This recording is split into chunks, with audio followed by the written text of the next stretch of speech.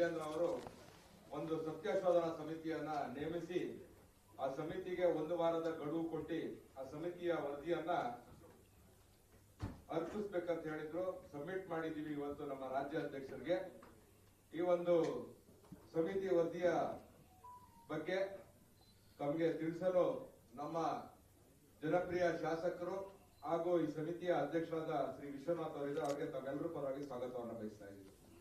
ಅದೇ ರೀತಿ ನಮ್ಮ ದಾಸರಳ್ಳಿ ವಿಧಾನಸಭಾ ಕ್ಷೇತ್ರದ ಜನಪ್ರಿಯ ಶಾಸಕರಾದ ಶ್ರೀ ಮುನ್ರಾಜ್ ಅವರಿದ್ದಾರೆ. ಅವರು ಈ ಸಮಿತಿಯ ಸದಸ್ಯರು, ಅವರಿಗೂ ಸ್ವಾಗತವನ್ನು ಬಯಸ್ತಾ ಇದ್ದೀನಿ. ಅದೇ ರೀತಿ ರಾಜ್ಯದ ಉಪಾಧ್ಯಕ್ಷರು ಈ ಸಮಿತಿಯ ಸದಸ್ಯರಾದ ಶ್ರೀಮತಿ ಮಾಳವಿಕಾ ಅವಿನಾಶ್ ಅವರಿದ್ದಾರೆ. ಅವ್ರಿಗೂ ತಮ್ಮೆಲ್ಲರೂ ಪರವಾಗಿ ಸ್ವಾಗತವನ್ನು ಬಯಸ್ತಾ ಇದ್ದೀನಿ. ಅದೇ ರೀತಿ ರಾಜ್ಯ ಕಾರ್ಯದರ್ಶಿ ಬ್ಯಾಟರಾಯಪುರ ವಿಧಾನಸಭಾ ಕ್ಷೇತ್ರದ ನಮ್ಮ ಮುಖಂಡರು ಆದಂತಹ ಶ್ರೀ ತಮೇಶ್ ಗೌಡರು ಇದ್ದಾರೆ. ಅವ್ರಿಗೂ ತಮ್ಮೆಲ್ಲರೂ ಪರವಾಗಿ ಸ್ವಾಗತವನ್ನ ಬಯಸ್ತಾ ಇದ್ದೀನಿ.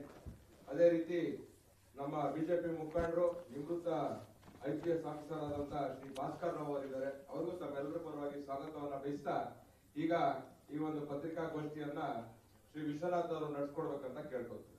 ಹರೀಶ್ ಅವರು ನಮ್ಮ ಸಮಿತಿ ಸದಸ್ಯರು. ಅದಕ್ಕೆ ಸ್ವಾಗತ. ಬೆಂಗಳೂರು ಉತ್ತರ ಜಿಲ್ಲಾಧ್ಯಕ್ಷರು ತೋರಿಸ್ಬೇಕು ಅವ್ರದ್ದು ಸರ್, ನಿಂತ್ಕೊಂಡು ತೋರಿಸ್ಕೊಂಡು ಸರ್. ನೋಡಿ ಸರ್, ಅದು ಬರೀ ಪ್ಲೇನ್ ಆಗುತ್ತೆ. ಇದು ತೋರಿಸಿ ಸರ್, ಏನಾದರೂ ಸರ್ ಪಿಕ್ಚರ್ ಇರುವಂಥದ್ದು ತೋರಿಸಿ. ಒಬ್ಬೊಬ್ಬರೊಂದೊಂದು ತೋರಿಸಿ ಅಷ್ಟೇ. ಒಬ್ಬೊಬ್ಬರೊಂದೊಂದು ಪಿಕ್ಚರ್ ತೋರಿಸಿ. 108 ಪುಟ ಇದೆ.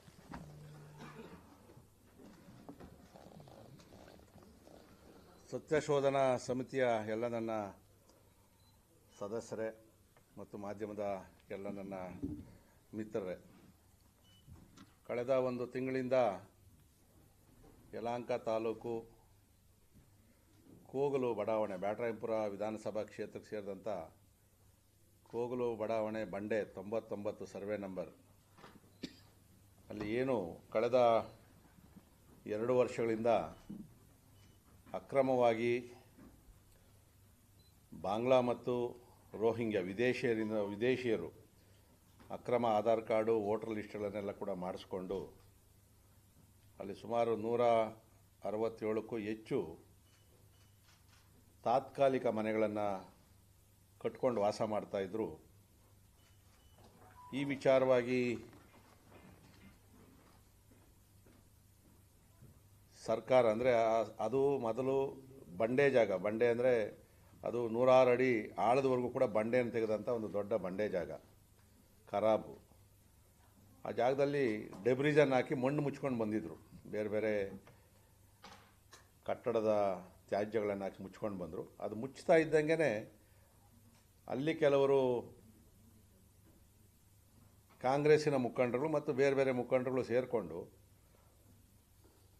ಅಲ್ಲಿ ಗುಡಿಸಲನ್ನು ಕಟ್ಟಿಸೋದಕ್ಕೆ, ಮನೆ ಕಟ್ಟಿಸೋದಕ್ಕೆ ಪ್ರಾರಂಭ ಮಾಡಿದ್ರು. ಮೂಲತಃ ಅದು ಸರ್ಕಾರಿ ಜಾಗ ಆಗಿದ್ದರೂ ಕೂಡ ಆ ಜಾಗವನ್ನು ಘನತ್ಯಾಜ್ಯ ವಿಲೇವಾರಿ ಘಟಕಕ್ಕೆ ಕಂದಾಯ ಇಲಾಖೆಯಿಂದ ಹಸ್ತಾಂತರವನ್ನು BBMPಗೆ, ಆಗಿನ ಇಂದಿನ BBMPಗೆ ಹಸ್ತಾಂತರವನ್ನು ಮಾಡಿ 2015ರಲ್ಲಿ ಅದನ್ನು ಕ್ಲಿಯರ್ ಪೊಸಿಷನನ್ನು ಕೂಡ ಕೊಟ್ಟಾರೆ. ಅಂದರೆ ಯಾವುದೋ ಮನೆಗಳಿರಲ್ಲ, ಒತ್ತುವರಿ ಇಲ್ಲ ಅಂಥೇಳಿ ಕ್ಲಿಯರ್ ಪೊಸಿಷನ್ನಲ್ಲಿ ಕೊಟ್ಟಿರ್ತಕ್ಕಂಥ ಜಾಗ ಅದು. ಅದನ್ನು ಉಪಯೋಗಿಸ್ಕೊಂಡಿರಲಿಲ್ಲ ಘನತ್ಯಾಜ್ಯ, ಅದು ಯಾಕಂದರೆ ಅದು ರಿಸರ್ವ್ ಆಗಿಟ್ಟಿದ್ರು. ಅಲ್ಲಿ ಗುಡಿಸಲುಗಳು ಪ್ರಾರಂಭ ಆಯಿತು. ಈ ಥರ 1-2 ಮನೆ ಈ ಥರ ಎಲ್ಲ ಶುರುವಾದ ಮೇಲೆ ಅಲ್ಲಿ 106 ಮನೆಗಳು ಬರೋಕ್ಕೆ ಪ್ರಾರಂಭ ಮಾಡಿದ್ರು. ಈಗಲೂ ಕೂಡ ಇನ್ನೂ ಒಂದಷ್ಟು ಮನೆಗಳನ್ನು ತೆರವು ಮಾಡಲಿಲ್ಲ. ಈಗಲೂ ಕೂಡ ಅಕ್ರಮ ಕಟ್ಟಿರ್ತಕ್ಕಂಥವ್ರು, ಇದೇ ಜಾಗ ಸೇರಿದಂಥವ್ರು ಇನ್ನೂ ಕೂಡ ಸುಮಾರು ಇನ್ನೂ 60-70 ಮನೆಗಳು ಇನ್ನೂ ಹೊಡೆದಿಲ್ಲ. ಪಕ್ಕದಲ್ಲೇನೆ ಅಟ್ಯಾಚ್ಡ್ ಇದೆ, ಸೇಮ್ ಸರ್ವೆ ನಂಬರ್ಗೆ ಅಟ್ಯಾಚ್ಡ್ ಇರ್ತಕ್ಕಂಥದ್ದು. ಸೊ ಅಲ್ಲಿ ಈಗಿನ GBA ಅಧಿಕಾರಿಗಳು ಘನತ್ಯಾಜ್ಯ ವಿಲೇವಾರಿ ಏನು ಇಲಾಖೆ ಅಧಿಕಾರಿಗಳು ಅದು ನಮ್ಮ ಜಾಗ ಅಂತೇಳಿ ಆ ಜಾಗವನ್ನು ತೆರವು ಮಾಡಿದರು. ಅದು ಸರಿ ಐತೆ, ಅದು ಯಾಕಂದರೆ ಅದು ಸರ್ಕಾರಿ ಜಾಗ. ತೆರವು ಮಾಡಿದ್ದಾದಮೇಲೆ ತಕ್ಷಣ 2 ದಿನದಲ್ಲಿ ಕೇರಳದ ಮುಖ್ಯಮಂತ್ರಿಗಳು ಪಿಣರಾಯಿರವರು ಅವ್ರಿಗೆ ಯಾರು ಸುದ್ದಿಯನ್ನು ಕೊಟ್ಟರೋ ಮತ್ತು ಅವ್ರು ಯಾವುದೇ ರಾಜಕೀಯ ದುರುದ್ದೇಶ ಇತ್ತೋ ಮತ್ತು ಈಗ ನಡೀತಕ್ಕಂಥ ಚುನಾವಣೆಯಲ್ಲಿ ಅಲ್ಪಸಂಖ್ಯಾತರ ಮತಗಳನ್ನು ಪಡೆಯೋ ದೃಷ್ಟಿಯಿಂದ ಟ್ವೀಟ್ ಮಾಡಿದ್ರು, ಈ ಥರ ನಮ್ಮ ಕೇರಳದ ಅಲ್ಪಸಂಖ್ಯಾತರ ಮನೆಗಳನ್ನೆಲ್ಲ ಕೂಡ ನಿರ್ದಾಕ್ಷಿಣ್ಯವಾಗಿ ತೆರವು ಮಾಡ್ತಾ ಇದ್ದಾರೆ, ಅವ್ರು ರಕ್ಷಣೆ ಕೊಡಬೇಕು ಅಂತಕ್ಕಂಥ ಒಂದು ಹೇಳಿಕೆಯನ್ನು ಕೊಟ್ಟಾದ ಮೇಲೆ ಹಿಂದೆಯೇ ಕಾಂಗ್ರೆಸ್ಸಿನ ಪ್ರಧಾನ ಕಾರ್ಯದರ್ಶಿ ಮತ್ತು ಕೇರಳದ ಮುಖಂಡರು, ಕಾಂಗ್ರೆಸ್ ಮುಖಂಡರಾದಂಥ ವೇಣುಗೋಪಾಲ್ ಅವರು ಕೂಡ ನಮ್ಮ ರಾಜ್ಯ ಸರ್ಕಾರಕ್ಕೆ, ಕಾಂಗ್ರೆಸ್ಸಿನ ಸರ್ಕಾರಕ್ಕೆ ಆದೇಶವನ್ನು ಕೊಡ್ತಾರೆ, ಅವರಿಗೆ ರಕ್ಷಣೆಯನ್ನು ಕೊಡಬೇಕು, ಅವರಿಗೆ ಪುನರ್ವಸತಿ ಕಲ್ಪಿಸಬೇಕು ಅಂತೇಳಿ. ಅಂದರೆ ಪೈಪೋಟಿ ಇವೆರಡೂ ಕೂಡ ಚುನಾವಣಾ ದೃಷ್ಟಿಯಿಂದ ಅಂತೇಳಿ ಜಗಜ್ಜಾಹೀರಾಗಿರ್ತಕ್ಕಂಥದ್ದು. ಅದಾದಮೇಲೆ ಅಲ್ಲಿನ MP ಬರ್ತಾರೆ, ಅಲ್ಲಿನ MLA ಬರ್ತಾರೆ, ಸ್ಥಳ ಪರಿಶೀಲನೆ ಮಾಡ್ತಾರೆ, ಹೌದು ಇದು ಅನ್ಯಾಯ ಆಗಿದೆ, ಅದರಲ್ಲೂ ವಿಶೇಷವಾಗಿ ಅಲ್ಪಸಂಖ್ಯಾತರು ಕೇರಳದವರು ಅಂತಕ್ಕಂಥ ಮಾತನ್ನು ಹೇಳ್ತಾರೆ. ಅದಾದ ಮೇಲೆ ಅಲ್ಲಿಯವರೆಗೂ ಕೂಡ, ಯಾಕಂದರೆ ಅಲ್ಲಿರ್ತಕ್ಕಂಥ ಪ್ರಭಾವಿ ಕಂದಾಯ ಸಚಿವರ ಕ್ಷೇತ್ರ ಅದು, ಅವರು ಇಡೀ ರಾಜ್ಯದಲ್ಲಿ ಯಾವುದೇ ಒತ್ತುವರಿ ಇರಲಿ ನಿರ್ದಾಕ್ಷಿಣ್ಯವಾಗಿ ತೆರವು ಮಾಡಬೇಕು ಅಂತೇಳಿ ಪ್ರತಿ ಶನಿವಾರ ಜಿಲ್ಲಾಧಿಕಾರಿಗಳ ನೇತೃತ್ವದಲ್ಲಿ ನೂರಾರು ಜಮೀನುಗಳನ್ನು, ಎಕರೆಗಳನ್ನು ವಶಕ್ಕೆ ತಗೊಂಡಿರ್ತಕ್ಕಂಥ ಅತ್ಯಂತ ಪ್ರಾಮಾಣಿಕವಾಗಿರ್ತಕ್ಕಂಥ ಮಂತ್ರಿಗಳಿರ್ತಕ್ಕಂಥ ಕ್ಷೇತ್ರ ಅದು. ದುರ್ದೈವ ಏನು ಅಂತಂದರೆ, ಅವರ ಎಡಬಲ ಓಡಾಡ್ತಾ ಇರ್ತಕ್ಕಂಥ ಕಾಂಗ್ರೆಸ್ ಮುಖಂಡರೇ, ವಿಶೇಷವಾಗಿ ವಾಸಿಮ್ ಅಂಥೇಳಿ ಅವನದೇ ಲೇಔಟ್ ಹೆಸರಿಟ್ಬಿಟ್ಟಾನೆ ಗೌರ್ಮೆಂಟ್ ಜಾಗದಲ್ಲಿ, ವಾಸಿಮ್ ಬಡಾವಣೆ ಮತ್ತು ಫಕೀರ್ ಬಡಾವಣೆ ಅಂಥೇಳಿ. ಇದು ಅವ್ರ ಗಮನಕ್ಕಿದೆ, ಅದು ಇಲ್ಲ ಅಂತಲ್ಲ. ಆ ತೆರವು ಮಾಡೋವಂಥ ಸಂದರ್ಭದಲ್ಲಿ ಆ ಸಚಿವರು ಕೂಡ ಯಾವುದೇ ಹೇಳಿಕೆಗಳನ್ನು ಕೊಡಲಿಲ್ಲ, ಸ್ಥಳ ಪರಿಶೀಲನೆ ಮಾಡಲಿಲ್ಲ ಮತ್ತು ಯಾವುದೇ ಮಾಧ್ಯಮದವ್ರ ಕೈಗೂ ಕೂಡ ಸಿಕ್ಕಿರಲಿಲ್ಲ. ಅವರು ಯಾವಾಗ ಒಂದು ಸಾರಿ ಸರ್ಕಾರ ತೆರವು ಮಾಡ್ತು, ಮಾಧ್ಯಮಗಳಲ್ಲಿ ಬರೋಕ್ಕೆ ಶುರುವಾಯಿತು, ಕೇರಳದಲ್ಲಿ ಮತ್ತು ಅಲ್ಲಿನ ರಾಜಕಾರಣಿಗಳ ಪ್ರವೇಶ ಆಯಿತು, ಇಲ್ಲಿನ ನಮ್ಮ ಮುಖ್ಯಮಂತ್ರಿಗಳ ಆದಿಯಾಗಿ ಭಾಳ ತುರ್ತಾಗಿ ಕ್ರಮ ತಗೊಬೇಕು, ಅಷ್ಟು ಜನಕ್ಕೆ 165 ಕುಟುಂಬಗಳೇನೈತೆ ಅಷ್ಟು ಜನಗಳು ಕೂಡ ನಾವು ಪುನರ್ವಸತಿಯನ್ನು ಕಲ್ಪಿಸ್ತೀವಿ ಅಂತ ಕೇಳಿ ಅರಾತುರಿಯಲ್ಲಿ ಮೀಟಿಂಗ್ಗಳನ್ನು ಮಾಡಿ, ಅದರಲ್ಲಿ ವಸತಿ ಸಚಿವರು ಇವರು ಎಲ್ಲ ಸೇರಿಕೊಂಡು ಅನೌನ್ಸು ಮಾಡ್ತಾರೆ. ಅನೌನ್ಸ್ ಮಾಡೋದ್ರ ಜೊತೆಯಲ್ಲಿ ಅವ್ರು ಪೂರ್ವಾಪರನೂ ವಿಚಾರಿಸೋದೇ ಇಲ್ಲ. ಅವ್ರು ಯಾರು ನಾವು ಹೇಳ್ತಾ ಇರ್ತಕ್ಕಂಥದ್ದು ಮತ್ತು ಮಾಧ್ಯಮಗಳಲ್ಲಿ ಬಂದಿರೋದು, ಅವರು ವಿದೇಶಿಯರಿಂದ ಬಂದಿರೋರು, ಬಾಂಗ್ಲಾದೇಶಿಗಳು, ರೋಹಿಂಗಿಗಳು, ಇವರೆಲ್ಲ ಪೂರ್ವಾಪರ ತನಿಖೆ ಮಾಡಬೇಕು ಅಂದರೂ ಕೂಡ ಯಾವುದೇ ಹೇಳಿಕೆಗಳನ್ನು ಕೊಡಲಿಲ್ಲ. ಅವ್ನು ತನಿಖೆ ಮಾಡ್ತೀವಿ ಅಂತ ಹೇಳಿಲ್ಲ. ಅಷ್ಟು ಜನಕ್ಕೆ ಪುನರ್ವಸತಿಯನ್ನು ಬೈಯಪ್ಪನಹಳ್ಳಿಯಲ್ಲಿ ಕೊಡ್ತೀವಿ, ರಾಜೀವ್ ಗಾಂಧಿ ಹೌಸಿಂಗ್ ಕಾರ್ಪೊರೇಷನ್ ನಿರ್ಮಾಣ ಆಗುತ್ತೆ ಮನೆಗಳು ಅಂತ ಹೇಳ್ತಾರೆ ಅವರು. ರಾಜೀವ್ ಗಾಂಧಿ ಹೌಸಿಂಗ್ ಕಾರ್ಪೊರೇಷನ್ಗೆ 6 ವರ್ಷಗಳಿಂದ ಕೂಡ 50,000 1 ಲಕ್ಷ ದುಡ್ಡನ್ನು ಕಟ್ಟಿ ಸುಮಾರು 15,000ಕ್ಕೂ ಹೆಚ್ಚು ಜನ ಇನ್ನೂ ಕೂಡ ಕಾಯ್ತಾ ಇದ್ದಾರೆ ಮನೆಗಳು ಸಿಗಲಿಲ್ಲ ಅಂತೇಳಿ. ಅವ್ರಿಗೆ ಯಾರಿಗೂ ಕೊಟ್ಟಿಲ್ಲ. ಅವರು 1 ಲಕ್ಷ 5 ವರ್ಷ 6 ವರ್ಷ ಅಂತಂದರೆ ಅವ್ರು ಬಡ್ಡಿಗೆ ತಂದು ಒಡವೆ ಮಾರೋ ಏನೋ ಮಾಡಿ ಕೊಟ್ಟಿರ್ತಾರೆ ಅವ್ರಿಗೆ. ಇದರ ಜೊತೆಯಲ್ಲಿ BBMP ಅವರು ಹೇಳ್ತಾರೆ, ನಾವು ಒಂಟಿ ಮನೆ ಸ್ಕೀಮಲ್ಲಿ ಅಮೃತ ಯೋಜನೆ ಅಡಿಯಲ್ಲಿ 5 ಲಕ್ಷ ರೂಪಾಯಿ ಅವ್ರಿಗೆ ನಾವು ದುಡ್ಡು ಕೊಡ್ತೀವಿ ಅಂತ ಹೇಳ್ತಾರೆ, 30. ಅದಾದಮೇಲೆ ಅಲ್ಪಸಂಖ್ಯಾತ ಇಲಾಖೆಯಿಂದ 2.5 ಲಕ್ಷ ಕೊಡ್ತೀವಿ ಅಂತೇಳಿ ವಸತಿ ಸಚಿವರು ಅನೌನ್ಸ್ ಮಾಡ್ತಾರೆ. ಅಂದರೆ 10.5 ಲಕ್ಷ ರೂಪಾಯಿ ಬೆಲೆ ಬಾಳ್ತಕ್ಕಂಥ ಮನೆಯನ್ನು 2.5 ಲಕ್ಷ ರೂಪಾಯಲ್ಲಿ ಕೊಟ್ಟರೆ ಸಾಕು, ಮನೆ ನಿಮಗೆ ಕೊಟ್ಬಿಡ್ತೀವಿ ಅಂತೇಳಿ ಅಲ್ಲಿ ಒಂದೇ ಒಂದು, ಅದು S12 ಸ್ಟಿಲ್ತ್ ಮತ್ತು 12 ಫ್ಲೋರ್ ಇರ್ತಕ್ಕಂಥ ಅಪಾರ್ಟ್ಮೆಂಟ್ ಅದು, ಮತ್ತು ಲಿಫ್ಟೆಲ್ಲ ಇರ್ತದೆ, ಮೇಂಟೆನೆನ್ಸ್ ಇರ್ತದೆ, ಪ್ರತಿ ತಿಂಗಳು ಕೂಡ ಮೇಂಟೆನೆನ್ಸ್ ಕೊಡಬೇಕು. ಅದು ಇನ್ನೂ ಯಾರೋ ದುಡ್ಡು ಕೊಟ್ಟು ಅವ್ರ ಮನೆ ಸಿಗ್ತದೆ ಅಂತ ಹೇಳಿದ್ರೆ ಮನೆ ಅವ್ರು ಕೊಡ್ತಾ ಇಲ್ಲ, ಇವ್ರು ಕೊಡೋದಕ್ಕೆ ಅರಾತುರಿಯಲ್ಲಿ ಅನೌನ್ಸು ಮಾಡಿದ್ರು. ಸೊ ಅದಾದಮೇಲೆ ನಮ್ಮ ರಾಜ್ಯಾಧ್ಯಕ್ಷರು ಒಂದು ಸತ್ಯಶೋಧನಾ ಸಮಿತಿಯನ್ನು ಮಾಡಬೇಕು ಅಂತೇಳಿ, ಅದಕ್ಕೆ ಮೊದಲು ನಮ್ಮ ವಿರೋಧ ಪಕ್ಷದ ನಾಯಕರಂತ R ಅಶೋಕ್ ಅವರು, ಛಲವಾದಿ ನಾರಾಯಣಸ್ವಾಮಿ ಅವರು ಎಲ್ಲ, ನಮ್ಮ ತಮ್ಮೇಶ್ ಗೌಡರು ಎಲ್ಲ ಹೋಗಿ ಸ್ಥಳ ಪರಿಶೀಲನೆಯನ್ನು ಕೂಡ ಮಾಡಿ ಬಂದಾದಮೇಲೆ ಅದರ ಸಂಪೂರ್ಣವಾದಂಥ ವರದಿಯನ್ನು ಕೊಡಬೇಕು ಅಂತೇಳಿ ನಮ್ಮ 5 ಜನಗಳ ತಂಡವನ್ನು ಕೂಡ ಮಾಡಿದ್ರು. ಸೊ ಅದಾದಮೇಲೆ ನಾವು ಸ್ಥಳ ಪರಿಶೀಲನೆಯನ್ನು ಕೂಡ ನಾವು ಮಾಡಿದ್ವಿ. ಸೊ ಮಾಡೋಂಥ ಸಂದರ್ಭದಲ್ಲಿ ನಾವು ಸ್ವಲ್ಪ ತಡ ಆಯಿತು, ಅಂದರೆ ಒಂದು ವಾರ 10 ದಿನ ಆಯಿತು ನಾವು ಅಲ್ಲಿ ಹೋಗೋಷ್ಟರೊಳಗಡೆಗೆ. ಅಲ್ಲಿ ಯಾರು ಬಾಂಗ್ಲಾ ಮತ್ತು ರೋಹಿಂಗ್ಯಾದವರಿದ್ದರು ನಾವು ಪರಿಶೀಲನೆ ಮಾಡಿದಾಗ ಅವ್ರು ಯಾರು ಕೂಡ ಅಲ್ಲಿ ಇರಲಿಲ್ಲ, ಆಲ್ರೆಡಿ ಅವ್ರನ್ನ ಶಿಫ್ಟ್ ಮಾಡಿದರು. ಯಾಕಂದರೆ ಅದಕ್ಕೆ ಮೊದಲೇ ಮಾಧ್ಯಮಗಳು ಕೂಡ ಸಾಕಷ್ಟು ಹೋಗಿ ಅವ್ರನ್ನೆಲ್ಲ ಒಬ್ಬೊಬ್ಬರನ್ನು ಇಂಟ್ರ್ಯೂ ಮಾಡೋಂಥ ಸಂದರ್ಭದಲ್ಲಿ ಕೆಲವರು ತಡವರಿಸಿ ಉತ್ತರ ಕೊಡುವಂಥದ್ದು, ಸಿಗಾಕ್ಕೊಂತೀವಿ ಅಂತೇಳಿ ಭಾಳ ವ್ಯವಸ್ಥಿತವಾಗಿ ಅವರನ್ನು ಬೇರೆ ಕಡೆ ಶಿಫ್ಟ್ ಮಾಡೋವಂಥ ಕೆಲಸ ಮಾಡಿ, ಅಲ್ಲಿ ಸುತ್ತಮುತ್ತಲು ಯಾರಿದ್ರಲ್ಲ ಅಲ್ಪಸಂಖ್ಯಾತರು, ಮುಸ್ಲಿಮ್ಸು, DJ ಹಳ್ಳಿಯವರು, ಕಾಡ್ಗೊಂಡಹಳ್ಳಿಯವರು ಮತ್ತು ಆ ಕೋಗಲ ಬಂಡೆ ಹತ್ರ ಬೇರೆ ಬೇರೆ ಇನ್ನೂ ಆ ಸುತ್ತಮುತ್ತಲು ಯಾರಲ್ಲಿ ಬಾಡಿಗೆ ಮನೆ ವಾಸ ಇದ್ದರು ಅವ್ರನ್ನ ತಂದು ಅಲ್ಲಿ ಕುಂಡಿಸಿದ್ರು. ನಾವು ಯಾರು ಹೋದರೂ ಕೂಡ ನಾನು 20 ವರ್ಷದಿಂದ ಇದ್ದೀನಿ, 15 ವರ್ಷ ಇದ್ದೀನಿ ಅಂತೇಳಿ ಆಧಾರ್ ಕಾರ್ಡ್ ಅವರೆಲ್ಲ ಕೊಡ್ತಾರೆ. ಮತ್ತು ಅವ್ರ ಕರೆಂಟ್ ಬಿಲ್ ಇಲ್ಲ, ಏನಿಲ್ಲ. 15 ವರ್ಷ 20 ವರ್ಷದಲ್ಲಿಲ್ಲ. ನಾವೆಲ್ಲ ಸ್ಯಾಟಲೈಟ್ ಇಮೇಜ್ಗಳನ್ನು ಕೂಡ 2013ರಿಂದ ತೆಗೆದಿದ್ದೀವಿ ನಾವು. ಇದರಲ್ಲೈತೆ ನಿಮಗೆ ಬುಕ್ಕನ್ನು ಆಮೇಲೆ ನಿಮಗೆಲ್ಲ ಕೊಡ್ತೀವಿ. ಅದರಲ್ಲಿ ಯಾವುದೇ ಮನೆಗಳು ಕೂಡ ಆಗಿರಲಿಲ್ಲ. ಸೊ ಇಷ್ಟಾದ ಮೇಲೆ ನಾವು ಸತ್ಯಶೋಧನಾ ಸಮಿತಿಯವರಲ್ಲೂ ತಾವು ಕೂಡ ಇದ್ರಿ, ನಾವೆಲ್ಲ ಹೋದಾಗ ಕೆಲವರು ಕೇಳಿದಾಗ ನಾವು 7 ವರ್ಷ ಇದ್ವಿ, 8 ವರ್ಷ ಇದ್ವಿ, ಈ ಥರ ಎಲ್ಲ ಕುಡಿದ್ರು. ಕೊನೆಗೆ ನಮಗೂ ಧಿಕ್ಕಾರಗಳು ಹಾಕೋಕ್ಕೂ ಶುರು ಮಾಡಿದ್ರು. ಗೋ ಬ್ಯಾಕ್ BJP ಅನ್ನೋ ಥರ ಶುರು ಮಾಡಿದ್ರು. ನಾವು ಕೂಡ ಅಲ್ಲಿ ಹೇಳಿರ್ತಕ್ಕಂಥದ್ದು, ನೀವು ನಿಜವಾದ ಸ್ಥಳೀಯ ಮುಸ್ಲಿಮರಾದರೆ ನಮ್ಮದು ವಿರೋಧ ಇಲ್ಲ, ನಿಮಗೆ ನಿಯಮಾನುಸಾರ ಏನು ಕೊಡಬೇಕು ನಾವು ಕೂಡ ರೆಕಮೆಂಡ್ ಮಾಡ್ತೀವಿ. ಆದರೆ ಲೋಕಲ್ವರೆಗೂ ನೀವು ಬಾಂಗ್ಲಾದೇಶದವ್ರಿಗೆ, ರೋಹಿಂಗ್ಯದವ್ರಿಗೆ, ಮುಸ್ಲಿಮರನ್ನ ಕಾರಣಕ್ಕೋಸ್ಕರ ಅವ್ರು ನೀವೇನಾದರೂ ಜೊತೆಯಲ್ಲಿ ಇಟ್ಕೊಂಡು ಮಾಡ್ತು ಅಂದರೆ ನಾವು ಸುಮ್ಮನೆ ಇರೋದಿಲ್ಲ ಅಂತ ಹೇಳಿದ್ವಿ. ಸೊ ಅದಾದಮೇಲೆ ಎಲ್ಲ ದಾಖಲೆಗಳನ್ನು ಕೂಡ ಅವತ್ತೊಂದೇ ದಿನ ಅಲ್ಲ, ನಾವು ಅಲ್ಲಿ ಲೋಕಲಲ್ಲಿರ್ತಕ್ಕಂಥ ಬೇರೆ ಬೇರೆಯವ್ರನ್ನೆಲ್ಲ ವಿಚಾರಿಸಿ, ಅಲ್ಲಿನ ಮುಸ್ಲಿಂ ಲೀಡರ್ನೆಲ್ಲ ವಿಚಾರಿಸಿ ದಾಖಲೆಗಳನ್ನು ನಮ್ಗೆ ಏನೇನು ಸಿಕ್ಕಿದೆಯೋ ಎಲ್ಲ ದಾಖಲೆಗಳನ್ನು ಕೂಡ ನಾವು ಸಂಗ್ರಹ ಮಾಡಿದ್ವಿ. ಸುಮಾರು ಅಷ್ಟು ಜನದ ಆಧಾರ್ ಕಾರ್ಡನ್ನು ಸಂಗ್ರಹ ಮಾಡಿದ್ವಿ. ನಾವು ಯಾರು ಅಲ್ಲಿ ಮೊದಲು ಅರ್ಜಿಗಳನ್ನು ಹಾಕ್ಕೊಂಡ್ರಲ್ಲ, ಇವರು ಯಾವಾಗ ಮನೆ ಕೊಡ್ತೀವಿ ಅಂತ ಹೇಳಿದ್ರು ಎಲ್ಲ ಅರ್ಜಿ ಕೂಡ ಶುರು ಮಾಡಿಬಿಟ್ರು. ಅಂದರೆ ಬಾಂಗ್ಲಾ ರೋಹಿಂಗ್ಯದವರು ಸೇರಿದಂಗೆ ಕೊಟ್ಟಿರೋದೇನು ಅವ್ರ ಹತ್ರ Aadhaar card, voter ID card, ಇಷ್ಟು ಬಿಟ್ಟರೆ ಇನ್ನೇನೂ ಇಲ್ಲ. ಕರೆಂಟ್ ಬಿಲ್ ಇಲ್ಲ, ಟ್ಯಾಕ್ಸ್ ಕಟ್ಟಿರೋವಂಥದ್ದಿಲ್ಲ, ಏನೂ ಇಲ್ಲ. ಅದು ಎರಡೇ ಕೊಟ್ಟಿರ್ತಕ್ಕಂಥದ್ದು. ಸೊ ನಾವು ಅದನ್ನು ಅಷ್ಟನ್ನು ಸಂಗ್ರಹ ಮಾಡಿ ನಮ್ಮ ಆಧಾರ್ ಕಾರ್ಡು ಸಂಬಂಧಪಟ್ಟಂಥ ಅಧಿಕಾರಿಗಳು ಖನಿಜ ಭವನದಲ್ಲಿ ಏನಿದ್ರು ಮೇಡಮ್ ಅವರು, ಅವ್ರಿಗೆ ನಾವು ಅಷ್ಟನ್ನು ಕೊಟ್ವಿ. ಇದರ ಡೀಟೇಲ್ಸ್ ಬೇಕಂದರೆ, ಡೀಟೇಲ್ ಅಂದರೆ ಒರಿಜಿನಲಿ ಈ ದೇಶದವರ ಇಲ್ಲ ಹೊರಗಡೆಯಿಂದ ಬಂದು ಅಕ್ರಮವಾಗಿ ಮಾಡ್ಕೊಂಡಿದ್ದಾರೆ ಅಂತೇಳಿ ಕೊಟ್ವಿ. ಅವ್ರು ಹೇಳಿದ್ರು ನಾವು ನಿಮ್ಗೆ ಕೊಡೋಕ್ಕಾಗೋದಿಲ್ಲ, ಮತ್ತು ಈ ಆಧಾರ್ ಕಾರ್ಡೆಲ್ಲ ನಿಮ್ಗೆ ಹೆಂಗೆ ಸಿಕ್ತು ಅಂತ ಹೇಳಿದ್ರು. ನಾವು ಹೇಳಿದ್ವಿ ನಾವು ಹೋದಾಗ ನಮ್ಮ ಕೈ ಕೊಟ್ಟಿದ್ದಾರೆ, ಅವರೆಲ್ಲ ನಮಗೆ ಅರ್ಜಿಗಳು ಕೊಟ್ಟಿರ್ತಕ್ಕಂಥದ್ದು ಒರಿಜಿನಲ್ಲೇ ನಮ್ಮ ಹತ್ರ ಐತೆ ಅಂತ ಹೇಳಿದ್ವಿ. ಅವ್ರು ಹೇಳಿದ್ರು DC ಅವ್ರ ಕಡೆಯಿಂದ ಇದು ಬರಬೇಕು ಅಂದರು. DC ಅವ್ರಿಗೆ ನಾವು ಒಂದು ಲೆಟ್ರನ್ನು ಕೊಟ್ವಿ. ಸೊ ಅವರು ಅದನ್ನೇ ಕೇಳಿದ್ರು, ಇಷ್ಟು ಆಧಾರ್ ಕಾರ್ಡ್ ನಿಮಗೆಲ್ಲಿ ಸಿಕ್ತು ಅಂತೇಳಿ. ಸರ್ ಊರೆಲ್ಲ ಓಡಾಡ್ತಾ ಐತೆ, ನಮ್ಗೆ ಸಿಗೋದೇನು ದೊಡ್ಡದಲ್ಲ, ನಮ್ಗೆ ಕೊಟ್ಟವ್ರೆ, ಇದನ್ನು ಮಾಹಿತಿಯನ್ನು ನೀವೊಂದು ಲೆಟ್ರ್ ಬರೀರಿ ಅಂತ ಹೇಳಿದ್ರು. ಇಲ್ಲಿವರೆಗೂ ಕೂಡ ಜಿಲ್ಲಾಧಿಕಾರಿಗಳ ಕಚೇರಿಯಿಂದ ಆಧಾರ್ ಕಾರ್ಡ್ ಡಿಪಾರ್ಟ್ಮೆಂಟ್ಗೆ ಇನ್ನೂ ಕೂಡ ಹೋಗಲಿಲ್ಲ. ಅದನ್ನು ಹಂಗೆ ಪೆಂಡಿಂಗ್ ಇಟ್ಕೊಂಡು ಕೂತ್ಕೊಂಡವ್ರೆ. ಇದು ಒಂದು ಭಾಗ. ಸೊ ಇದಾದ ಮೇಲೆ ಇಲ್ಲಿದ್ದಂಥ ರೋಹಿಂಗ್ಯಾದವರು ಮತ್ತು ಬಾಂಗ್ಲಾದವ್ರು ಎಲ್ಲಿದ್ವಿ ಅಂತೇಳಿ ಸ್ವಲ್ಪ ಪತ್ತೆ ಮಾಡಿದ್ವಿ ನಾವು, ಎಲ್ಲಿಗೆ ಶಿಫ್ಟ್ ಆಗಿರ್ಬೋದು ಅಂತೇಳಿ. ಅಲ್ಲೇ ಬೆಳ್ಳಳ್ಳಿ ಸರ್ವೆ ನಂಬರ್ 55, ಅದು 250 ಎಕರೆ ಇರ್ತಕ್ಕಂಥ ಜಾಗ, ಅದು ಸರ್ಕಾರಿ ಅಂತ ನಮ್ಮದು ವಕ್ಫ್ ಅಂತೇಳಿ ಅವರು ಕೇಸ್ಗಳು ನಡೀತಾ ಇದ್ದಾವೆಲ್ಲ ಕೂಡ. ಅದರಲ್ಲಿ ಒಬ್ಬ ಮುಸ್ಲಿಮ್ ಏನು ಮಾಡವನೆ, ಅವ್ರ ಜಾಗದಲ್ಲಿ ಕುಂಡಿಸವನೆ, ಗುಡಿಸ್ಲಾಕಿ. ನೀವು ಹೋದರೆ ಗೊತ್ತಾಗ್ತದೆ, ನೀವು ನಾಳೆನೇ ಹೋಗ್ಬೋದು. ಅವರೆಲ್ಲ ಕೂಡ ರೋಹಿಂಗ್ಯಾದವರೇ, ಬಾಂಗ್ಲಾದವರಲ್ಲ, ಪೂರ್ತಿ ರೋಹಿಂಗ್ಯಾದವರೇ ಎಲ್ಲ ಅವರೇ ಅಲ್ಲಿ. ಸೊ ಅಲ್ಲೊಂದು ಕಡೆ ಅವರೇ. ಮತ್ತು ತಿರುಮೇನಹಳ್ಳಿ ಅಂತ ಐತೆ ಅಲ್ಲೇ ಪಕ್ಕದಲ್ಲಿ, ಅಲ್ಲೂ ಕೂಡ ಸೇಮ್ ಇದೆ, ಸರ್ಕಾರಿ ಜಾಗದಲ್ಲಿ ಗುಡಿಸಲನ್ನು ಹಾಕ್ಕೊಂಡವ್ರೆ. ಕೆಲವರು ಸ್ವಂತ ಜಾಗದಲ್ಲಿ ಗುಡಿಸ್ಲಾಕಿ ಬಾಡಿಗೆ ತೊಗೊತವ್ರೆ, ಅವರ ಸ್ವಂತ ಜಾಗದಲ್ಲೂ ಕೂಡ. ಸೊ ಈ ಥರ ನಮಗೆ ಬೇರೆ ಬೇರೆ ಕಡೆಯಿಂದ ಮಾಹಿತಿ ಬಂದಿರತಕ್ಕಂಥದ್ದು, ಇಡೀ ಬೆಂಗಳೂರಲ್ಲಿ 2 ಲಕ್ಷಕ್ಕೆ ಕಡಿಮೆ ಇಲ್ಲದೆ ಬಾಂಗ್ಲಾ ಮತ್ತು ರೋಹಿಂಗ್ಯಾದ ಜನ ಇವತ್ತಿಲ್ಲಿ ಬಂದು ಎಲ್ಲ ಕಡೆನೂ ವಾಸ ಅವರವ್ರ ಹತ್ರ ಆಧಾರ್ ಕಾರ್ಡ್ ಐತೆ, ವೋಟರ್ ID ಕಾರ್ಡ್ ಐತೆ. ಸೊ ನಾವು ಇಷ್ಟೆಲ್ಲ ಆದಮೇಲೆ ಯಾರು ಅವ್ರ ಹತ್ರ ದುಡ್ಡು ತೊಗೊಂಡವ್ರೆ ಅದನ್ನು ಪತ್ತೆ ಮಾಡಿದ್ವಿ ನಾವು, ಯಾರು ಇವ್ರಿಗೆ ಇಲ್ಲಿ ಹಾಕ್ಕೊಟ್ಟಿರೋದು ಅಂತೇಳಿ. ಸೊ ಅದಾದಮೇಲೆ ಪೊಲೀಸ್ ಇಲಾಖೆಗೆ ಕೂಡ ನಾವು ದೂರನ್ನು ಕೊಟ್ವಿ. ನೀವು ಈ ಥರ ಯಾರಿಲ್ಲಿ ಗುಡಿಸಲನ್ನು ಹಾಕ್ಕೊಟ್ಟವ್ರೆ ಅವ್ರು ನೀವೇನು ಕ್ರಮ ತೊಗೊಂಡಿದ್ದೀರಿ ಅಂತೇಳಿ. ತಕ್ಷಣ ಪೊಲೀಸು ಅಧಿಕಾರಿಗಳು 4 ಜನಗಳ ಮೇಲೆ FIR ಮಾಡಿ, ಅಂದರೆ ಅಲ್ಲಿ ವಿಚಾರ ಮಾಡವ್ರೆ, ಅಲ್ಲಿನ ಯಾರು ಗುಡಿಸ್ಲಾಕಿದ್ರು ಅವ್ರು, ಹೌದು ನಮ್ಗೆ ಇಂತಿಂಥವ್ರು ದುಡ್ಡು ಕೊಟ್ಟರು, ಅವರೇ ಬಂದು ಗುಡಿಸ್ಲಾಕಿ ನಾವು ರೆಕಾರ್ಡ್ ಮಾಡ್ಕೊಡ್ತೀವಿ ಅಂತ ಹೇಳಿದ್ರು. ಅವ್ರು 4 ಜನನೂ ಕೂಡ FIR ಮಾಡಿ ಅರೆಸ್ಟು ಕೂಡ ಮಾಡಿ ಪೊಲೀಸ್ ಕಸ್ಟಡಿಗೆ ಕೊಟ್ಟವ್ರೆ. ಅದು ಪೂರ್ತಿ ಡೀಟೇಲ್ ತೊಗೊಬೇಕು ಅಂತೇಳಿ.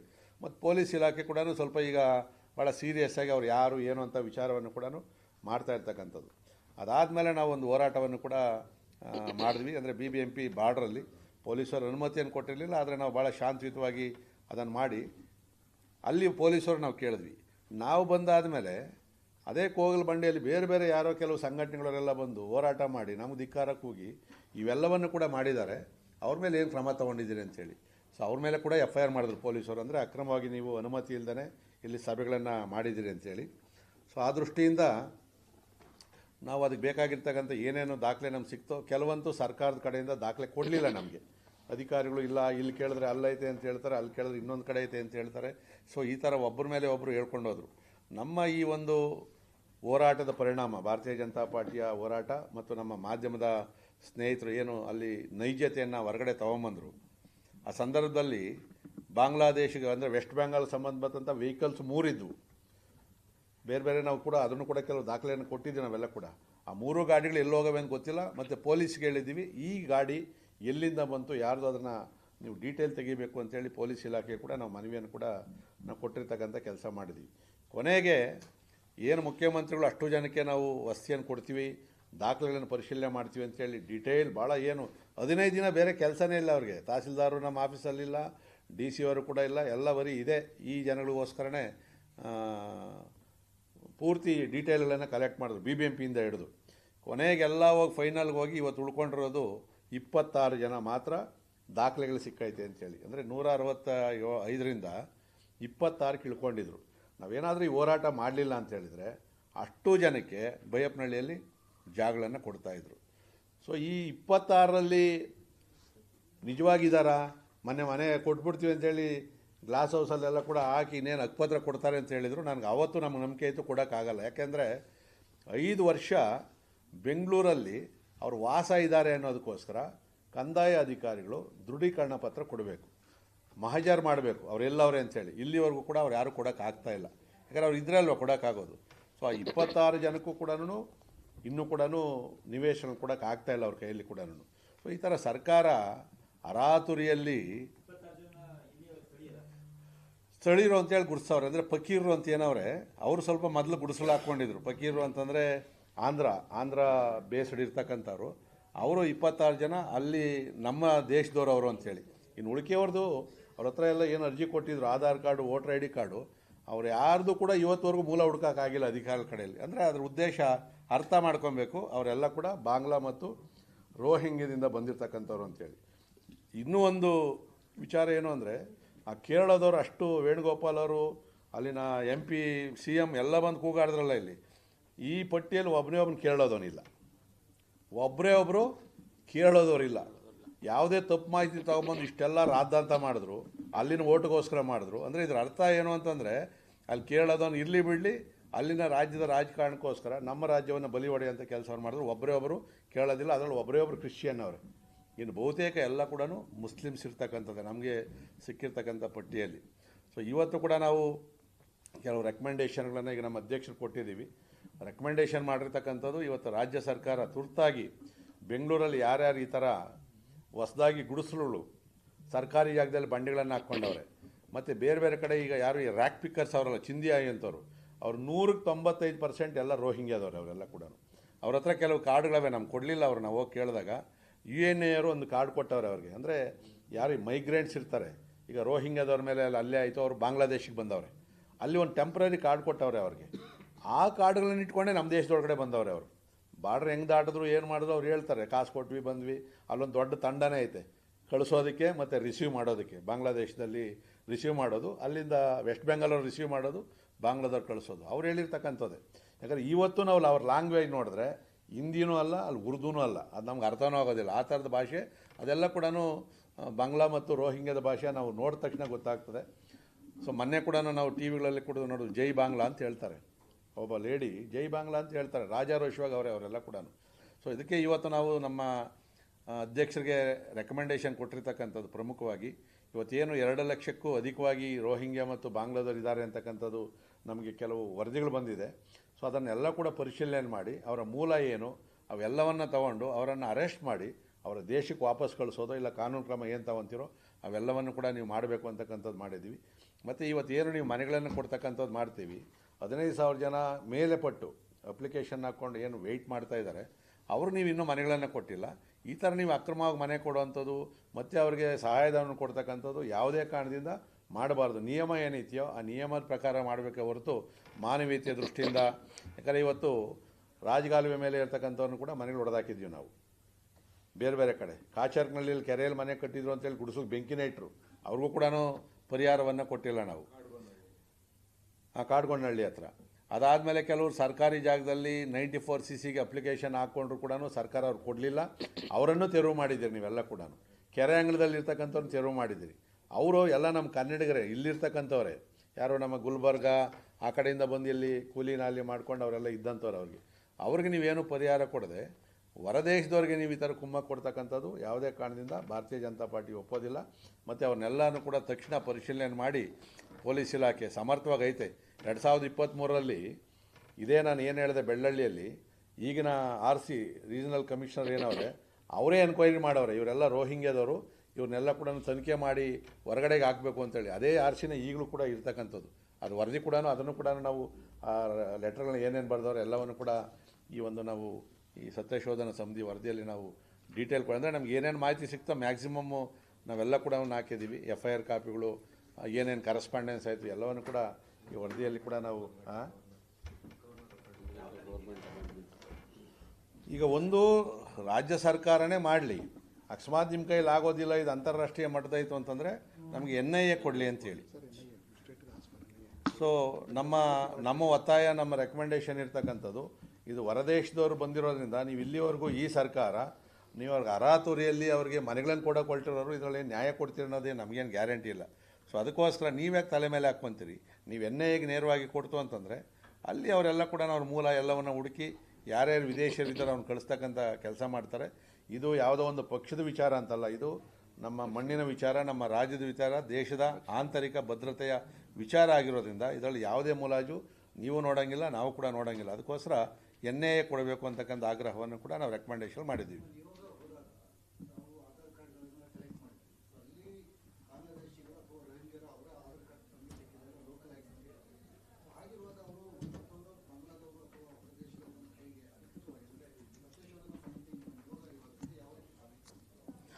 ನಾವು ಸಾಬೀತು ಮಾಡೋಕ್ಕಾಗಲ್ಲ.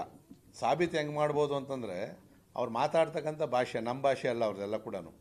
ಮತ್ತು ಅಲ್ಲಿ ಯಾರು ಅಲ್ಪಸಂಖ್ಯಾತರು ಕೆಲವರು ಈ ಲೋಕಲ್ಲರಿದ್ದರು ಅವರೇ ಹೇಳಿರ್ತಕ್ಕಂಥದ್ದು ನಮಗೆ ಮಾಧ್ಯಮದಲ್ಲೂ ಹೇಳೋರೆ, ಸೋಷಿಯಲ್ ಮೀಡಿಯಲ್ಲಿ ಕೂಡ ಬಂದೈತೆ. ಅವ್ರು ಹೇಳ್ತಾರೆ ಬಾಂಗ್ಲಾದವರು ಕೂಡ ಇಲ್ಲಿ ಬಂದವ್ರೆ ಸರ್, ಅವ್ರಿಗೋಸ್ಕರ ನಮ್ಮನ್ನ ಯಾಕೆ ತೊಂದರೆ ಕೊಡ್ತಾಯಿದ್ದೀರಿ ನೀವು ಅಂತೇಳಿ. ನಾವು ಹೇಳಿದ್ವಿ ನೀವು ಅವ್ರನ್ನ ಕಳಿಸ್ರಿ, ನೀವು ಅವ್ರನ್ನ ಐಡೆಂಟಿಫೈ ಮಾಡಿರಿ ಯಾರು ಬಾಂಗ್ಲಾದವರು ಅಂತೇಳಿ. ಯಾಕಂದರೆ ಈ ಬಾಂಗ್ಲಾದವ್ರನ್ನ ನಮ್ಮನ್ನು ಕಂಡುಹಿಡಿಯೋದು ಮುಖದಲ್ಲಿ ಅಷ್ಟು ಸುಲಭ ಅಲ್ಲ.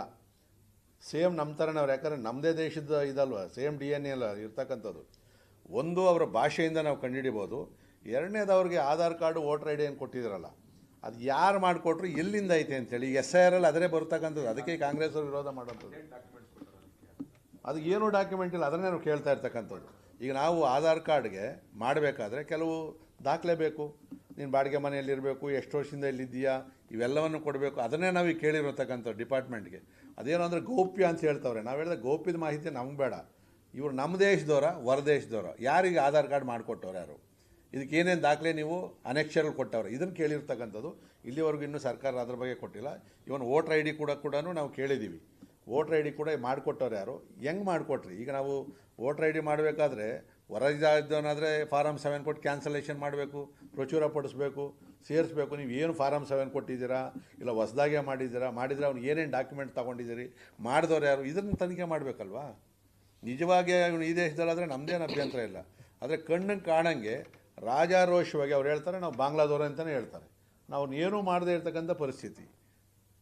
ನಮ್ಗೆ ಆತಂಕ ಇರೋದು ನಮ್ಮದು ಯಾವುದಾನ ಒಬ್ಬ ನಮ್ಮ ದೇಶದವನು ಹೊರಗಡೆ ಹೋಗಿ ಗೂಢಾಚಾರಿ ಕೆಲಸ ಮಾಡ್ತಾನೆ, ಅಲ್ಲಿ ವಾಸ ಮಾಡ್ತಾನೆ ಅಂದರೆ ಹೊಡೆದೇ ಆಗ್ತಾರೆ ಹತ್ಲ ಕಡೆಗೆ. ಇಲ್ಲಿ ರಾಜಾರೋಷವಾಗಿ ಬಾಂಗ್ಲಾದವ್ರಿಗೆ ನಾವು Aadhaar card voter ID card ಎಲ್ಲವನ್ನು ಮಾಡಿಕೊಟ್ಟು ವಸತಿಯನ್ನು ಕೊಡ್ತಾ ಇದ್ದೀವಲ್ಲ, ಇದು ಈ ದೇಶದ ಭದ್ರತೆಗೆ ಮತ್ತು ರಾಜ್ಯದ ಭದ್ರತೆಗೆ ಧಕ್ಕೆ ಆಗ್ತದೆ. ಈ ವಿಚಾರವಾಗಿ ನಾವು ಆತಂಕ ವ್ಯಕ್ತಪಡಿಸಿದ್ದೀವಿ ಮತ್ತು ಈ ತನಿಖೆಯನ್ನು NIA ಕೊಡಬೇಕು ಅಂತಕ್ಕಂಥ ಆಗ್ರಹವನ್ನು ನಮ್ಮ ಸತ್ಯಶೋಧನಾ ಸಮಿತಿಯಿಂದ ಕೊಟ್ಟಿದ್ದೀವಿ. ಆಮೇಲೆ ಇದಕ್ಕೆ ಸಂಬಂಧಪಟ್ಟಂಗೆ ನಮ್ಮ ಘನವೆತ್ತ ರಾಜ್ಯಪಾಲರಿಗೂ ಕೂಡ ಈಗ ನಾವು ಸತ್ಯಶೋಧನಾ ಸಮಿತಿಯ ಇದು ಮತ್ತು ನಮ್ಮ ಅಧ್ಯಕ್ಷರು ಮತ್ತು ಎಲ್ಲ ನಮ್ಮ ಹಿರಿಯ ಮುಖಂಡರು ಕೂಡ ಹೋಗಿ ರಾಜ್ಯಪಾಲರಿಗೂ ಕೂಡ ನಾವು ಮನವಿ ಪತ್ರವನ್ನು ಕೊಡ್ತಾ ಇದ್ದೀವಿ. 26 ಜನ ಅವರು ಎಲಿಜಿಬಲ್ ಆಗಲ್ಲ. ಅಂದರೆ 26 ಜನ ಸ್ಥಳೀಯರು ಅಂತ ಹೇಳ್ತಾವ್ರೆ ಅವರ ದಾಖಲೆಗಳ ಪ್ರಕಾರ. ಆದರೆ ಸ್ಥಳೀಯರಾದರೆ ಅವರು ದೃಢೀಕರಣ ಪತ್ರ ಕೇಳ್ತಾವ್ರೆ. ಯಾಕಂದರೆ ಈಗ ನಾವು ಯಾವುದೇ ಒಂದು ಮನೆ ಕೊಡಬೇಕಾದ್ರೆ 5 ವರ್ಷ ಬೆಂಗಳೂರಿನಲ್ಲಿ ಕೊಡಬೇಕಾದ್ರೆ ಬೆಂಗಳೂರು ನಗರ ಜಿಲ್ಲೆ ವ್ಯಾಪ್ತಿಯಲ್ಲಿ 5 ವರ್ಷ ಅವ್ರು ವಾಸ ಮಾಡಿರ್ತಕ್ಕಂಥ ದೃಢೀಕರಣ ಪತ್ರ ಕೊಡಬೇಕು. ಆ ದೃಢೀಕರಣ ಪತ್ರ ಕೊಡೋಕೆ ಆಗ್ತಾಯಿಲ್ಲ ರೆವಿನ್ಯೂ ಅವ್ರ ಕೈಲಿ. ಯಾಕಂದರೆ ಅವ್ರು ಅಲ್ಲಿ ಇಲ್ಲೇ ಇಲ್ಲ. ಹೆಂಗೆ ಕೊಡ್ತಾರೆ ನೀವು? ಕೊಟ್ಟರೆ ಅದು ಕೂಡ ಬೋಗಸ್ ಆಗ್ತದೆ. ಸೊ ಅದಕ್ಕೆ ಅವ್ರು ಏನು ಅಂದರೆ ಅಧಿಕಾರಿಗಳು ಹೇಳೋದು ನಾವು ಯಾವುದೇ ಕಾರಣದಿಂದ ದಾಖಲೆ ಇಲ್ಲದೆ ನಾವು ಕೊಡಲ್ಲ, ಅದನ್ನು ನೀವು ಸಸ್ಪೆಂಡನ್ನು ಮಾಡಿರಿ, ಏನಾದರೂ ಮಾಡಿರಿ, ನಾವು ಯಾರು ಕೊಡಲ್ಲ ಅಂತಕ್ಕಂಥ ಮಾತನ್ನು ಅಧಿಕಾರಿಗಳು ಕೂಡ ಹೇಳಿದ್ದಾರೆ. ಇಲ್ಲಿವರೆಗೂ 26 ಜನಕ್ಕೂ ಕೂಡ ವಾಸ ದೃಢೀಕರಣ ಪತ್ರ ರೆವಿನ್ಯೂ ಡಿಪಾರ್ಟ್ಮೆಂಟಿಂದ ಕೊಡಲಿಲ್ಲ ಅಂತಂದರೆ ಅವ್ರ ಎಲಿಜಿಬಿಲಿಟಿ ಬರಲ್ಲ. ಯಾವುದು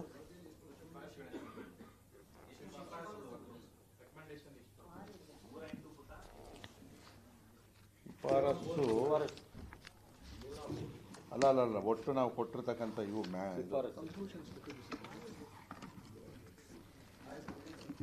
ಅಂದರೆ ನಾವು 5 ರೆಕಮೆಂಡೇಷನ್ ಕೊಟ್ಟಿದ್ದೀವಿ. 5 ರೆಕಮೆಂಡೇಷನ್ನು ಸಮಗ್ರವಾಗಿ ಕೊಟ್ಟಿದ್ದೀವಿ. ಅದು ಯಾಕೆ ಮಾಡಬೇಕು ಅನ್ನೋದು ಕೂಡ ನಾವು ವರದಿಯಲ್ಲಿ ಕೊಟ್ಟಿದ್ದೀವಿ. ಅಂದರೆ ಎಲ್ಲೆಲ್ಲಿ ಏನೇನು ವ್ಯತ್ಯಾಸ ಆಗೈತೆ, ಏನು ಮಾಡಬೇಕು ಅಂತೇಳಿ ಭಾಳ ಸಿಂಪಲ್ಲಾಗಿ ಕೊಟ್ಟಿದ್ದೀವಿ. ಒಂದು ಎನ್ ಐ ಎ ಕೊಡಬೇಕು ಮತ್ತು ಏನು ಈ ಥರ ಬಾಂಗ್ಲಾ ರೋಹಿಂಗ್ಯಾದವ್ರು 2 ಲಕ್ಷಕ್ಕೆ ಮೇಲ್ಪಟ್ಟು ಬೆಂಗಳೂರಲ್ಲವರೆ ಅವ್ರನ್ನೆಲ್ಲ ತನಿಖೆ ಮಾಡಬೇಕು. ಮತ್ತು ಈ ಥರ ಯಾರ್ಯಾರಿಗೋ ನೀವು ನಿಯಮಗಳನ್ನು ಮೀರಿ ಮನೆಗಳನ್ನು ಕೊಡ್ತಕ್ಕಂಥದ್ದು ಇದು ಮಾಡಬಾರ್ದು, ಈ ಥರದ್ದೇ ಕೊಟ್ಟಿರ್ತಕ್ಕಂಥದ್ದು. ಇದು ವರದಿ ನೀವು ಕೊಡ್ತೀವಿ. ಇದರಲ್ಲಿ ಸಾಕಷ್ಟು ಶಕ್ತಿ ಪಟ್ಟು ಕೊಟ್ಟಿದ್ದೀವಿ. ಇದರಲ್ಲಿ ಇನ್ನೂ ಕೆಲವು ಮಾಹಿತಿಗಳು ಮಿಸ್ ಆಗಿರ್ಬೋದು. ಅದನ್ನು ಮುಂದಕ್ಕೆ ನಾವು ಮತ್ತೆ ಕೇಳಿದ್ದೀವಿ, ಯಾವುದನ್ನ ಇದ್ದರೆ ದಾಖಲೆ ಕೊಡ್ರಿ ಅಂತೇಳಿ. ಅಡಿಷ್ನಲ್ ಏನಾಯಿತು ಅಂದರೆ ನಮ್ಮ ರಾಜ್ಯಾಧ್ಯಕ್ಷರು ಕೊಡ್ತೀವಿ ನಾವು ಅದನ್ನು.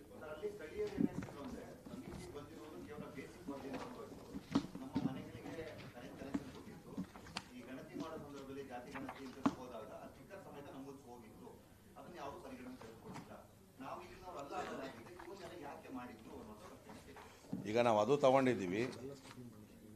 ಎಲೆಕ್ಟ್ರಿಕಲ್ಲು ಮ್ಯಾಚ್ ಆಗ್ತಾ ಇಲ್ಲ ಅದು ಅಡ್ರೆಸ್ ಅಲ್ಲ, ಲೇಔಟ್ ಅಂತ ಇದೆ ಎಲೆಕ್ಟ್ರಿಕ್ ಬಿಲ್ ಅಲ್ಲಿ, ಆದ್ರೆ ಅವರು ಆಧಾರ್ ಕಾರ್ಡ್ ಅಡ್ರೆಸ್ ಮ್ಯಾಚ್ ಆಗ್ತಾ ಒಂದು ನಿಮಿಷ, ಯಾವುದು ಕೋಗಲ ಬಂಡೆ ಕರೆಂಟ್ ಅಂತ ಕೊಟ್ಟವ್ರೆ. ನಾವು ಎಲೆಕ್ಟ್ರಿಕಲ್ವರೆಗೂ ಕೂಡ ಕೇಳಿದ್ದೀವಿ. ನಾವು ಇಲ್ಲಿ ಈ ಸರ್ವೆ ನಂಬರ್ ಏನಿದೆ ವಾಸಿಂ ಬಡಾವಣೆ, ಇದರಲ್ಲಿ ಯಾವುದನ್ನ ಕರೆಕ್ಟ್ ಕೊಟ್ಟಿರೋ ಅಂತೇಳಿ ಒಂದು ಕೂಡ ಕೊಟ್ಟಿಲ್ಲ ಅವ್ರು ಯಾರು ಕೂಡ.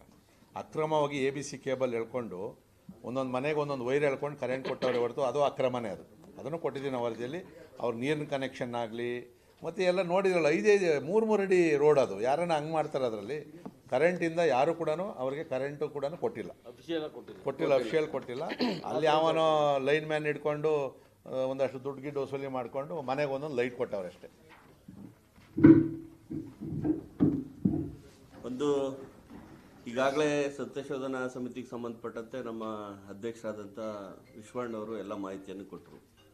ಇದರ ಮಧ್ಯೆ ಡಿಸೆಂಬರ್ 25 ತಾರೀಕು ಅಲ್ಲಿ ಸರ್ಕಾರಿ ಜಾಗವನ್ನು ತೆರವುಗೊಳಿಸ್ತಕ್ಕಂಥ ಕೆಲಸವನ್ನು ಅಧಿಕಾರಿಗಳು ಮಾಡ್ತಾರೆ.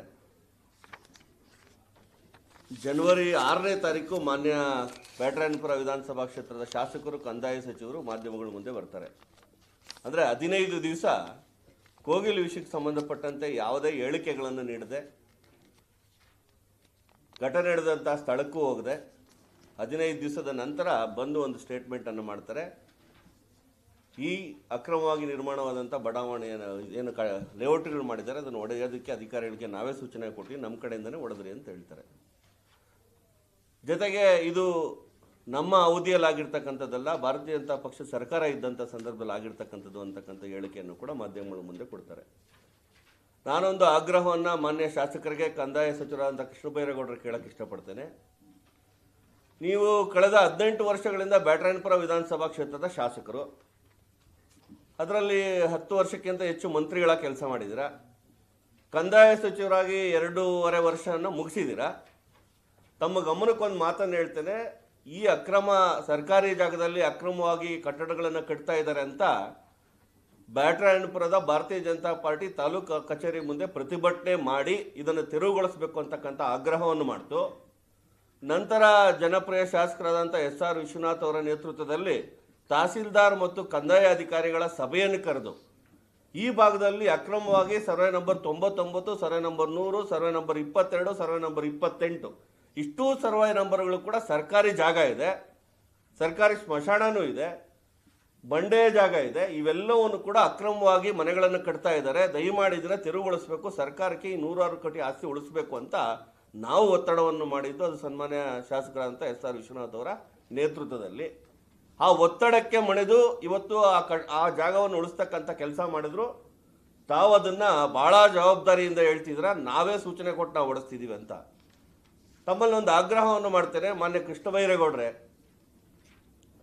ಕಳೆದ 18 ವರ್ಷದ ಶಾಸಕರಾಗಿದ್ದೀರಾ. ಸರ್ಕಾರಿ ಜಾಗ ಎಷ್ಟಿದೆ ಅಂತ ನಿಮಗೆ ಬ್ಯಾಟರಾಯನಪುರ ವಿಧಾನಸಭಾ ಕ್ಷೇತ್ರದಲ್ಲಿ ಜ್ಞಾನ ಇರಲಿಲ್ವಾ? ಇವತ್ತು 6ನೇ ತಾರೀಕು ಬಂದು ಮಾಧ್ಯಮಗಳ ಮುಂದೆ ಹೇಳಿಕೆ ಕೊಡ್ತೀರಾ. ಹಿಂದೆ ಭಾರತೀಯ ಜನತಾ ಪಕ್ಷದ ಸರ್ಕಾರ ಇತ್ತು, ಕಂದಾಯ ಸಚಿವರು ಅವರೇ ಇದ್ರು, ಹೆಂಗ್ ಬಂದು ಅಕ್ರಮವಾಗಿ ಬಂದ್ರು ಅಂತ ಹೇಳ್ತೀರಾ. ನೀವು 2.25 ವರ್ಷ ಆಯ್ತಲ್ಲ ಕಂದಾಯ ಸಚಿವರಾಗಿ, ನಿಮಗೆ ಜ್ಞಾನ ಇರಲಿಲ್ವಾ ಸರ್ಕಾರಿ ಜಾಗವನ್ನು ಉಳಿಸ್ಬೇಕು, ಇದು ಸರ್ಕಾರಕ್ಕೆ ಸೇರಿದಂಥ ಜಾಗ, ಇದು 106 ಕೋಟಿ ಜಾಗ ಅಂತ? ಅದನ್ನು ಮಾಡದೆ ಇವತ್ತು ಭಾರತೀಯ ಜನತಾ ಪಕ್ಷದವ್ರ ಮೇಲೆ ತಕ್ಕ ಹೊರಟಿದ್ದೀರಾ. ಕೆಲವು ಪೋಸ್ಟರ್ ಅಂಟಿಸ್ತಕ್ಕಂಥ ಕೆಲಸ ಮಾಡಿದ್ರಿ. ಅದರಲ್ಲಿ SR ವಿಶ್ವನಾಥ್ ಅವರ ನೇತೃತ್ವ ಅವ್ರ ಜೊತೆ ಮತ್ತು ನಮ್ಮ ಜೊತೆ ಇರ್ತಕ್ಕಂಥ ಫೋಟೋಗಳನ್ನು ಕೂಡ ಹಾಕಿ ಪೋಸ್ಟರ್ ಅಂಟಿಸಿದ್ರಿ. ಯಾವುದನ್ನ ನಾವು ಆ ಸ್ಥಳಕ್ಕೆ ಭೇಟಿ ಕೊಟ್ಟಂತ ಸಂದರ್ಭದಲ್ಲಿ ತೆಗೆದಿರುವಂಥ ಫೋಟೋಗಳನ್ನ. ನಿಮಗೇನಾದರೂ ಮಾನ ಮರ್ಯಾದೆ ಇದ್ರೆ, ಇವತ್ತು ನಾನೊಂದು ಆಗ್ರಹ ಇದೆ. ಇವತ್ತು ಹಾಕಿರ್ತಕ್ಕಂಥ FIR ಇದು ನಮ್ಮ ನಿಯೋಗ ಹೋರಾಟವನ್ನು ಮಾಡಿ ಅಲ್ಲಿ ಪೊಲೀಸ್ ಅಧಿಕಾರಿಗಳನ್ನು ಆಗ್ರಹ ಮಾಡಿದಂಥ ಸಂದರ್ಭದಲ್ಲಿ ಹಾಕಿರ್ತಕ್ಕಂಥ FIR. ಈ FIR ಅಲ್ಲಿ ಯಾವುದಾದ್ರೂ ಕೇಸ್ ಬಿಟ್ಟಾಗೋಂಥದ್ದು ಹಾಕಿದ್ರೆ ನೀವು? ಇದು ಸರ್ಕಾರಿ ಜಾಗವನ್ನು ಒತ್ತುವರಿ ಮಾಡ್ತಕ್ಕಂಥ ಕೆಲಸ, ಸರ್ಕಾರಿ ಜಾಗವನ್ನು ಮಾರಾಟ ಮಾಡುವಂಥ ಕೆಲಸ ಮಾಡಿರ್ಬೇಕಾದ್ರೆ ಆ ತಪ್ಪಿತಸ್ಥರ ಮೇಲೆ ನೀವು ನಾಮಕಾವಸ್ಥೆಗೆ ಕೇಸ್ ಹಾಕುವಂಥದ್ದಾಗಬೇಕಾ? ಯಾವ ಥರದ ಕೇಸನ್ನು ಇವತ್ತು ಹಾಕಿದ್ರೆ BJP ಅವ್ರು ಕೇಳ್ತಾವ್ರೆ, ಅದಕ್ಕಾಗಿ ಒಂದು FIR ಹಾಕಿದ್ದೀವಿ ಅಂತ ಹಾಕ್ಬೇಕಾ? ಅವ್ರ ಮೇಲೆ ತೀವ್ರತರವಾಗಿ ಒದ್ದು ಒಳಗಾಕಿ ಯಾರು ಇದಕ್ಕೆ ಭಾಗಿಯಾಗಿದ್ದಾರೆ, ಯಾರು ಬೆಂಬಲ ಕೊಟ್ಟರು? ಈಗ ತಾವೇ ಹೇಳಿದ್ರಿ, ವಿದ್ಯುತ್ ಸಂಪರ್ಕ ಯಾರು ಕೊಟ್ಟರು? ಇವತ್ತು ಒಬ್ರು ಯಾರಾದರೂ ಒಂದು ಮನೆ ಕಟ್ತಾ ಇರಬೇಕಾದ್ರೆ ಮಾಮೂಲಿ ಅವ್ರ ಕೆಲ ಎಲೆಕ್ಟ್ರಿಕ್ ಕನೆಕ್ಷನ್ ಇದ್ರೂ ಕೂಡ ಕಮರ್ಷಿಯಲ್ ಇಲ್ಲ ಅಂತಂದ್ರೆ ನಿಮ್ಮ ವಿಜಿಲೆನ್ಸಿ ಹೋಗಿ ಅವ್ರ ಮೇಲೆ ಕೇಸ್ ಹಾಕುತ್ತೆ. ಇವ್ರಿಗೆ 3 ವರ್ಷ 2.25 ವರ್ಷದಿಂದ ಅಲ್ಲಿ ಮನೆಗಳು ಕಟ್ಟಿ ಅವ್ರಿಗೆ ಕರೆಂಟು ನೀರು ಕೊಡ್ತಾ ಇದ್ದಾರೆ ಅಂತಂದ್ರೆ ಮಾನ್ಯ ಶಾಸಕರಾದ ಸಚಿವರ ಪಾತ್ರ ಇಲ್ವಾ? ಇವತ್ತು ವಿಶ್ವಣ್ಣವ್ರು ಹೇಳಿದ್ರು, ಅಲ್ಲಿಂದ ಹೊರಟಂತವ್ರು ನಮ್ಮದೇ ವಿಧಾನಸಭಾ ಕ್ಷೇತ್ರದ ಬೆಳ್ಳಹಳ್ಳಿಯಲ್ಲಿ ಒಂದು ಸರ್ವೆ ನಂಬರ್ ಇದ್ದಾರೆ, ತಿರುವೇನಹಳ್ಳಿಯಲ್ಲಿ ಇದ್ದಾರೆ ಅಂತಾದ್ರೆ ಮಾನ್ಯ ಶಾಸಕರಿಗೆ ಆ ಜ್ಞಾನ ಇಲ್ವಾ? ಆ ಮಾಹಿತಿ ಅವ್ರಿಗಿಲ್ವಾ? ಬಾಂಗ್ಲಾದಿಂದ ಬಂದಂಥವ್ರ, ಹೊರಗಡೆಯಿಂದ ಬಂದಂಥವ್ರನ್ನ ಮತ ಬ್ಯಾಂಕ್ ರಾಜಕಾರಣಕ್ಕಾಗಿ ಅವ್ರನ್ನ ಸೆಟಲ್ ಮಾಡ್ತಕ್ಕಂಥ ಕೆಲಸ ಮಾಡ್ತಾ ಇರ್ತಕ್ಕಂಥ ಕೃಷ್ಣ ಬೈರೇಗೌಡರು ಒಂದು ಆಗ್ರಹ ಮಾಡ್ತೇನೆ.